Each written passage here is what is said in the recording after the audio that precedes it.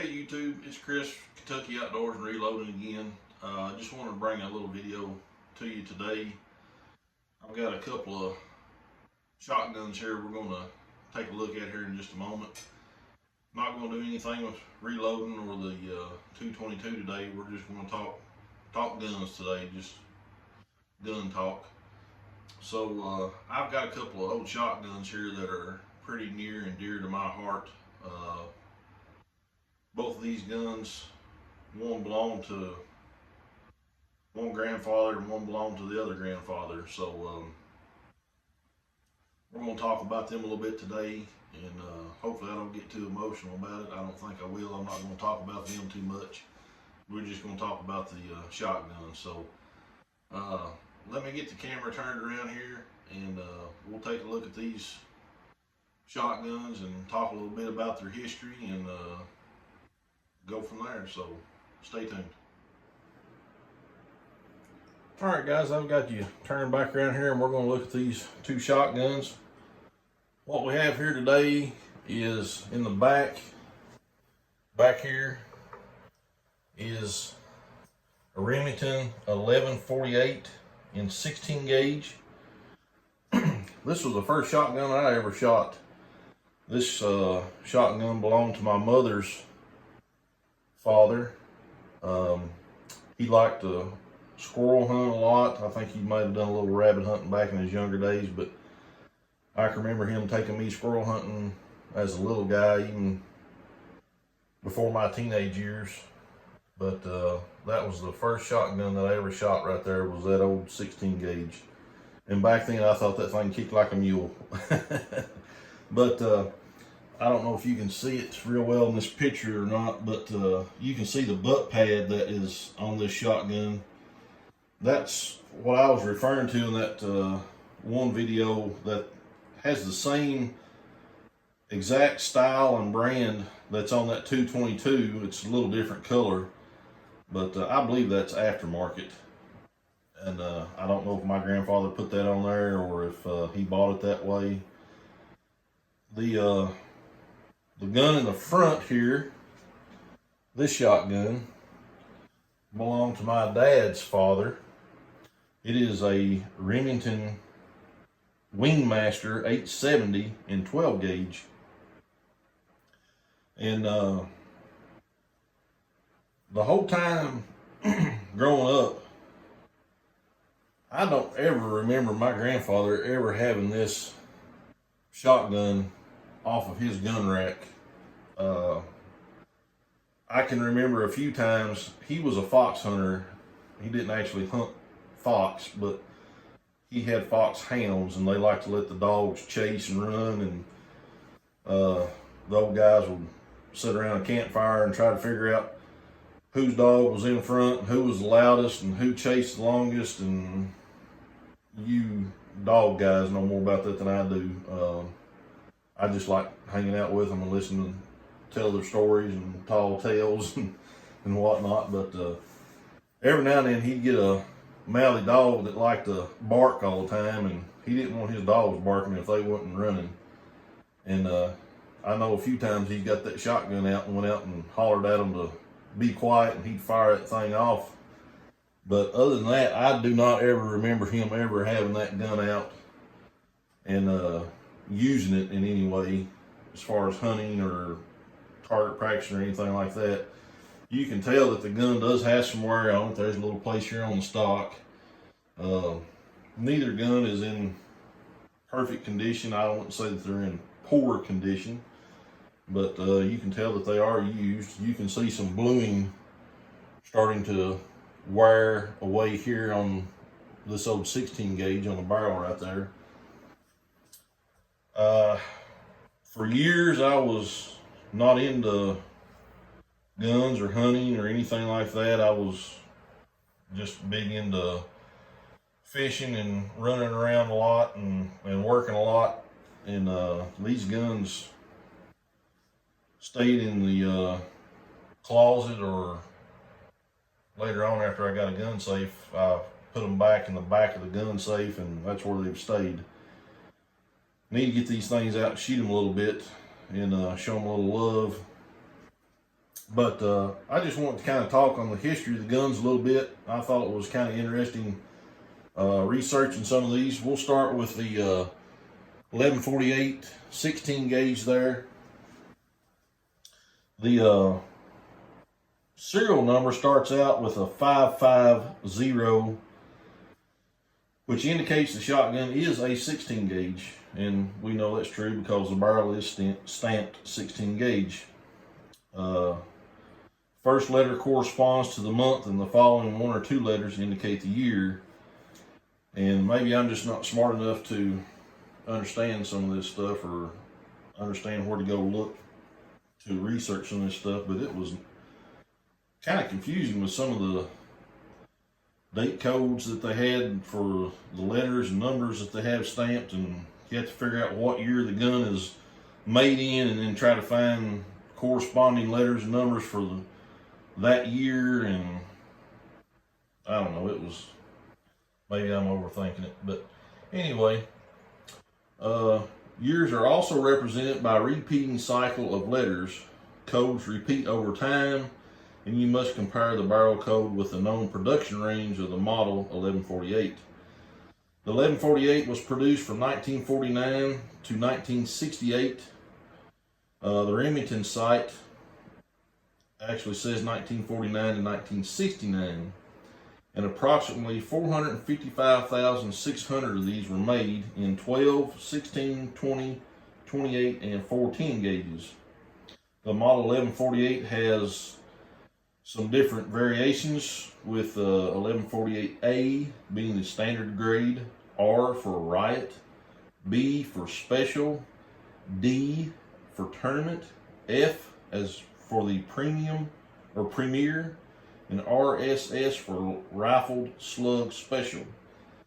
And then you have some variations of that, as well as the Sportsman's 48 and the Mohawk 48. And I had some dates that I found on the Mohawk 48 from 1970 through 74. A lighter streamlined version of the Model 11. The first new shotguns were to be introduced by Remington after World War II.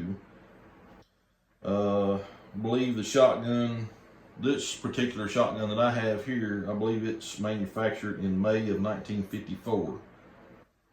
Now, if you guys can look at that and say there's no way that gun was made in 54, please let me know, because I'm not 100% sure of my dates.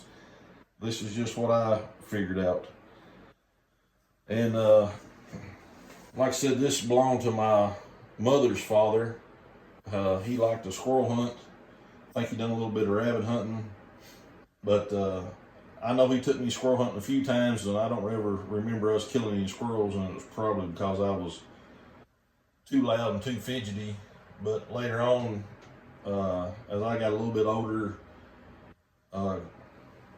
early teens and later teens, he and I done a lot of fishing together. He loved to fish, and that was one of the things that he and I done quite often, was fishing. The back to the one in the front here, the Wingmaster, belonged to my dad's father, and like I said, I don't know of him ever really using that gun for any purpose. It is a Remington 12 gauge Wingmaster 870, and according to the barrel code, well, let me back up. The serial number ends in a V, which indicates a 12 gauge and 2 3/4 shells only, and that is stamped on the barrel. 12 gauge 2 3/4 only. And the date code on the barrel, what I understood it to be, February of 1955. So both of these shotguns were made within 1 year of each other. And you can tell they're very similar. I mean, you look at the actions on these, they almost look identical. They're the same overall length. The barrels are the same length. The stock looks very similar on both of them. And says the 870 replaced the Model 31, and the 870 Wingmaster was introduced in January of 1950 and was the original model of the was the original model of the 870 line. The Wingmaster designation was phased out in the 1980s. We know the 870 is the most popular pump-action shotgun, and the 870 is still made today. The 870 utilized common parts from the new model 1148 autoloader, so I guess that's why they look so similar in looks and style, because this gun borrowed a lot of its common parts from this gun.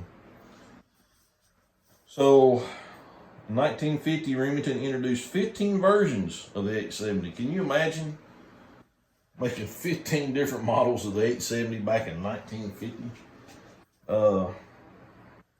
Let's see, you had 12 gauge, 16 gauge, and 20 gauge in the 870, and the 870 AP standard grade, which I believe that's what this shotgun is. You had a BC special grade, an ADL deluxe grade, a BDL deluxe special grade, and an 870D for tournament grade, 870F for premier grade, an 870TC was for trap, a TD trap tournament, a TF trap premier grade, an S trap special, an SA for skeet, SB for skeet special, SD skeet tournament, SF skeet premier, and an R for riot. So obviously this, back in 1950, they were pushing for the skeet shooter, and was probably popular among the skeet shooters, I'm guessing, since they made so many variations of that. But I just thought that was interesting. I just wanted to do a little bit about these rifles, these shotguns. They both have a bead front sight. They do not have any type of rear sight. This has a little bit of checkering on it that you can see there. I don't think there's really anything special about either gun. If you didn't know this was a pump, you'd almost think they were the same gun. They look about identical. Like I said, the barrels look the same length. The overall length of the guns are the same. The actions look the same. The trigger guards look the same. I'm guessing they probably got the same type of trigger in them. But both of those guns are very special to me, and I just wanted to do a little research on them and find out something about them. And while I was doing that, I thought, well, maybe this would be a good video to bring to you guys, and just bring a little attention to them, and attention to you all on the history of the shotguns. So let me get turned back around here, and we'll close this out real quick. Hang tight. All right, guys, so that's just a little bit of history of those shotguns. I don't know a lot more about them personally, about my grandfather's owning them or using them. My grandfather, my mom's dad, was a cabinet maker his whole life, a woodworker, and the gun rack you see behind me there, he built that for me. Oh, I don't remember how old I was. I wasn't even a teenager, I don't think.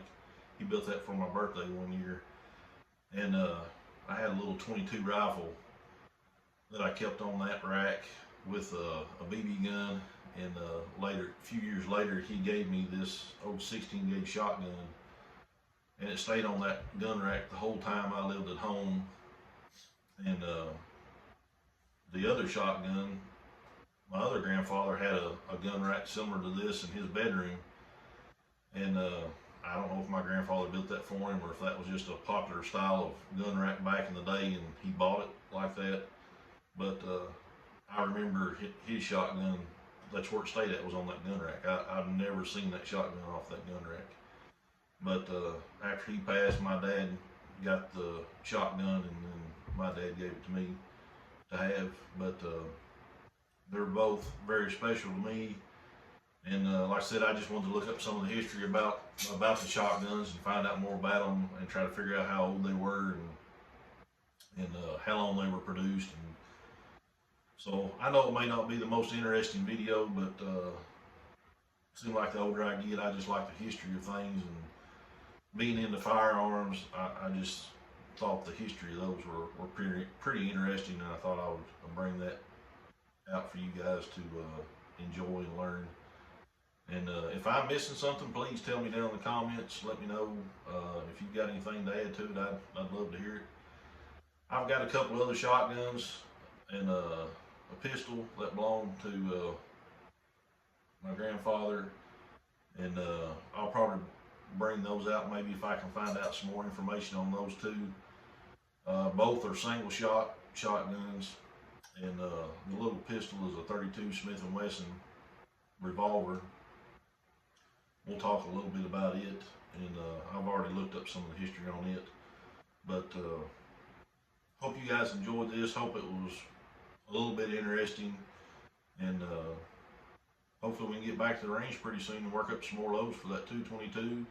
Like I said, we want to reshoot that Sierra bullet in a couple of loads and that Nosler bullet in a couple of loads, and just to confirm that we are on a good load there and found us a good load. And then we'll probably move on to maybe a different bullet and maybe some different powder altogether. So stay tuned. I appreciate all the views and the likes and the comments. Thank you very much. And you guys, we'll catch you on the next one. God bless.